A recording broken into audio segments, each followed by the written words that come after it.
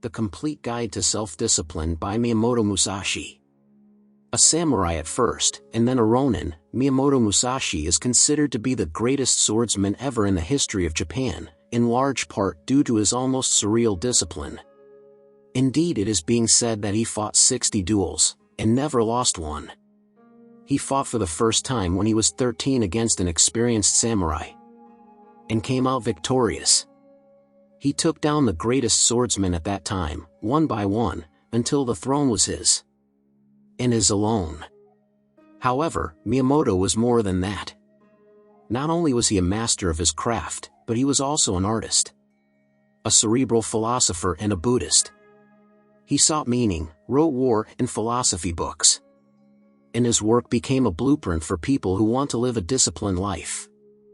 A week before he died in 1645, Miyamoto Musashi wrote 21 principles called Dakodo, by which he expresses a stringent, honest, and ascetic or strongly self-disciplined view of life. In this video we are going to see what made Miyamoto so disciplined, and how we can use this wisdom to build our own discipline. A quality that has been cherished and revered by human beings since the dawn of time. By embodying discipline, we're making sure that our independence is respected, and our dreams are fulfilled. If people are disciplined and have an honorable way of conduct, the country or civilization will truly thrive. So with that in mind, here are 4 life teachings about discipline from the words of Miyamoto Musashi.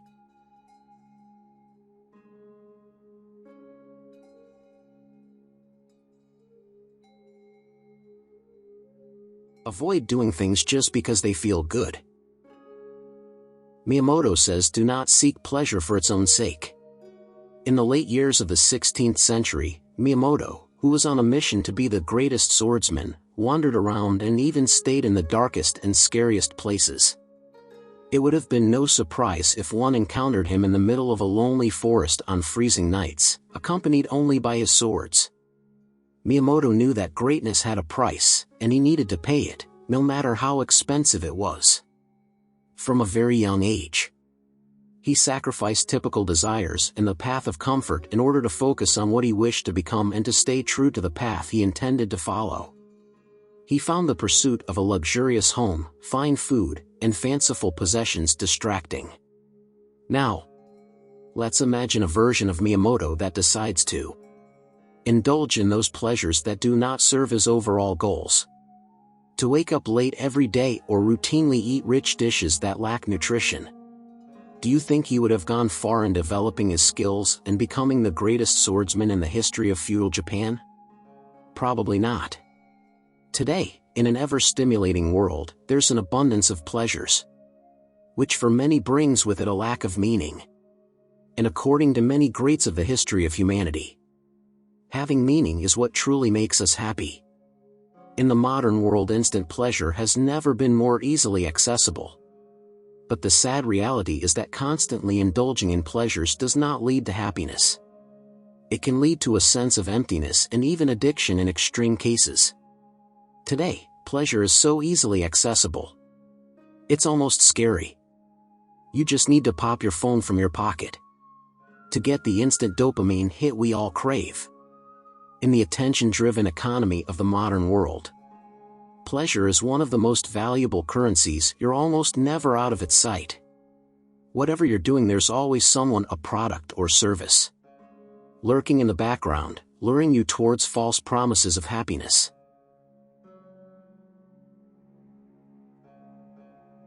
The antidote of pleasure is meaning, believing in something that truly dictates your days in a way that can only move you forward, no matter the temptation, no matter the pleasures that are surrounding you.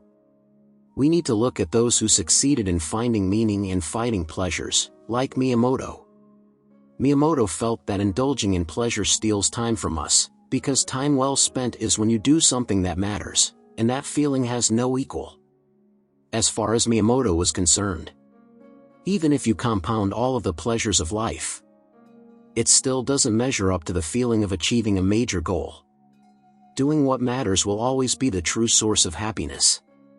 Just imagine how proud you would feel if you succeeded in, for example, reading every single day for at least 15 minutes, for an entire year. Picture yourself with a healthy body after training hard for months. In months, just think about the day when all of your efforts to start your business finally pay off. And you start seeing customers coming in numbers. How does the fleeting happiness generated from a short-term pleasure really fare next to the happiness that results from achievement? Picture that next time you feel the temptation to grab your phone instead of doing the less immediately pleasurable thing you actually want to get done. Focus on one thing and broaden your horizons in it. In the words of Miyamoto, practice and understand the realization that by knowing one way, you know 1,000 foot. Miyamoto dedicated his life to mastering the sword. When he was younger, he trained from dusk till dawn recklessly and pushed his boundaries further and further. In fact, he left his home village when he was 15 or 16 to travel the country and learn from the best masters, and to challenge any fighter that had a reputation for dueling. A quest that would amazingly never see him fall short and lose. Miyamoto feared none, his aspirations were comparable to none. And thanks to his irreproachable reckless training, his skills became second to none. His method would be recognized and feared, and even though Miyamoto learned just one art, he knew how to express it in thousands of ways. We currently live in a world in which we are showered by countless possibilities and opportunities, something that we should value and acknowledge. And so, one might think that sooner or later, everyone finds the right opportunity that is aligned with one's own aspirations, and that eventually, everyone becomes fulfilled. But reality is rarely so straightforward. Indeed, those many possibilities can often give birth to even bigger anxieties. So often in fact that there is even a term for it: decision paralysis. It's like when you enter a self-service buffet. You have the right to put whatever you want on your plate. And at the beginning your enthusiasm is immeasurable. But the more you consider what's in the buffet, the more anxious you become. Indeed, many delicious dishes might be laid out for you, but the human stomach is only so big.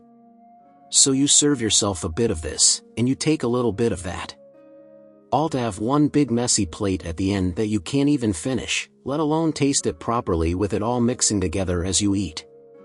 In your attempt not to miss out on anything, everything becomes a confusing, unpalatable mess and you're left staring at an empty plate. And that is exactly what's happening in the world right now. People are often disoriented in the face of the many opportunities they encounter, unable to filter them and focus on just one. Many people also think they can be good at everything, so they jump from one skill to the next. But since they lack the patience and focus to reach a level of deep understanding, they end up abandoning that opportunity altogether. And so they get depressed, wondering why they never reached the level they intended. Decide that's just the way of things. Move on to the next activity, and so the cycle begins again. So what we can learn from this is that when you try different fields and different opportunities without really getting deep into them and giving yourself the time to grasp them, you can never truly gain the full benefit from them. Your mission to find the path where you'll feel fulfilled will always be in restart mode. Like Miyamoto, we need to give ourselves time to truly grasp what's in our hands and filter any noise that's outside of it, regardless of how tempting it can be. Like Miyamoto, we should not feel content by knowing just the superficial aspect of a discipline when the beauty of it is ingrained inside. Like Miyamoto, we should dedicate our time to one skill and make thousands of ways out of it. Of course, you can then move to another skill, like Miyamoto did when he moved to writing and philosophizing, but not before fully grasping the skill at hand first. Stay focused, to quote Miyamoto. Never stray from the way. Unlike many people of high status in society, Miyamoto didn't pursue enjoying the perks of a good life. Born into a respected family, he could have stayed there, eaten well, and slept in comfort. But he left at a very young age to face the unknown, in order to fulfill his dreams. Miyamoto saw things differently. And perhaps that's why he was who he was, and achieved what he achieved. Even after fulfilling his mission and gaining huge notoriety, he still didn't pursue luxury. Indeed, when he was invited to stay at the fanciest places, he only did so for a short time before he took off to another place, to learn new things, and conquer new skills. Miyamoto was a man of almost surreal amounts of self-control, determination, and discipline, fulfilling his dreams by staying focused and prioritizing what was useful. Sure, he enjoyed luxuries like good food when he encountered it, but what matters is that it did not dictate his actions. That's how Miyamoto lived, and that's how he'll always be remembered. Core to Miyamoto's philosophy was that in life, you have two roads. One that is eye-pleasing, filled with cravings, good food, and enjoyment, and it is pretty stacked with people, so is clearly the popular choice. The other is shrouded in an impenetrable fog with no definable detail.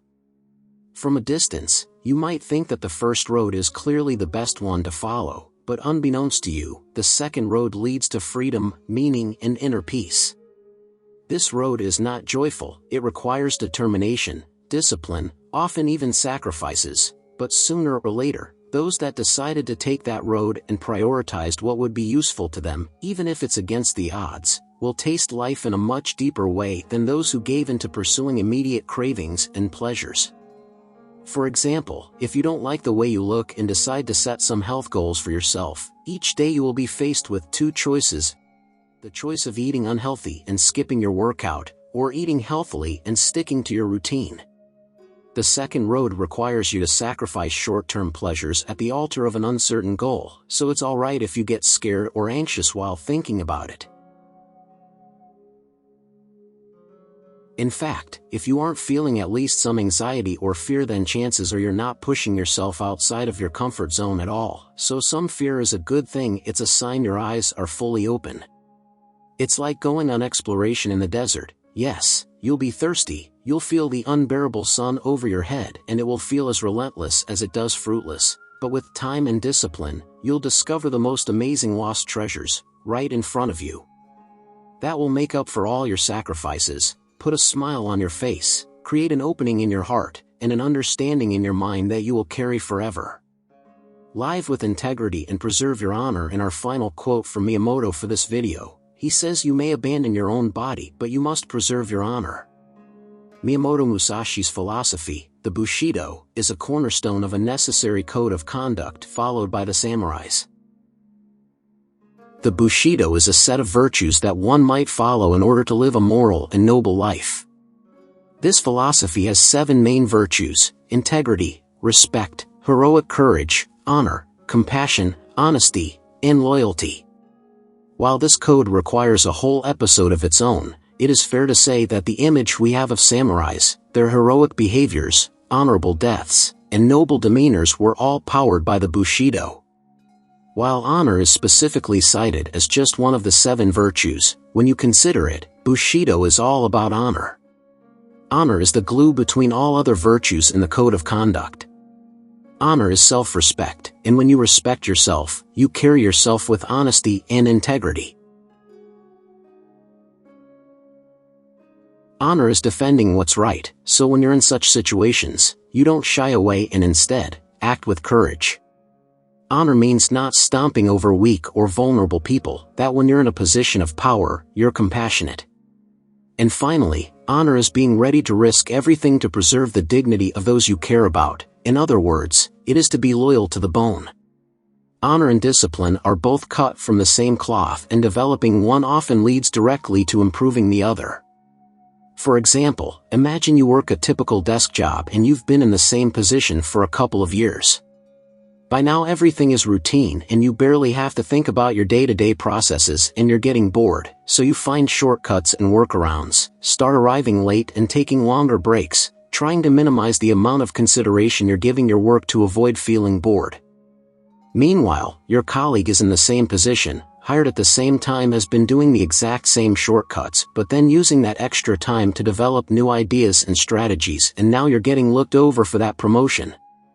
When you ask why, you're told that you lack discipline.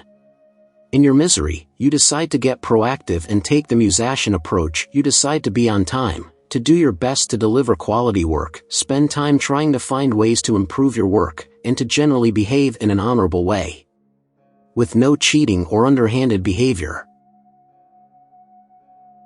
And here's the interesting thing, by behaving in an honorable way like this, you're actually becoming disciplined.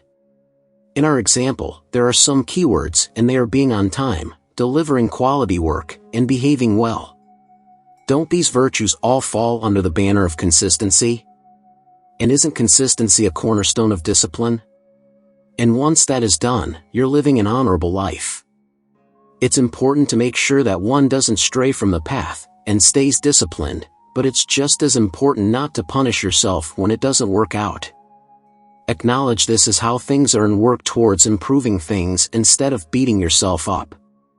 Wasting time and energy on punishing yourself is no different to distracting oneself with immediate pleasures. They are both ways of avoiding doing the honorable thing. And living honorably and living with discipline is the remedy to our greed, covetousness, and selfishness. Also, as usual in the event that you partook in this video, if it's not too much trouble, try to look at our full philosophies playlist, and for more videos to help you find success and happiness using ancient philosophical wisdom, don't forget to subscribe. Thanks so much for watching.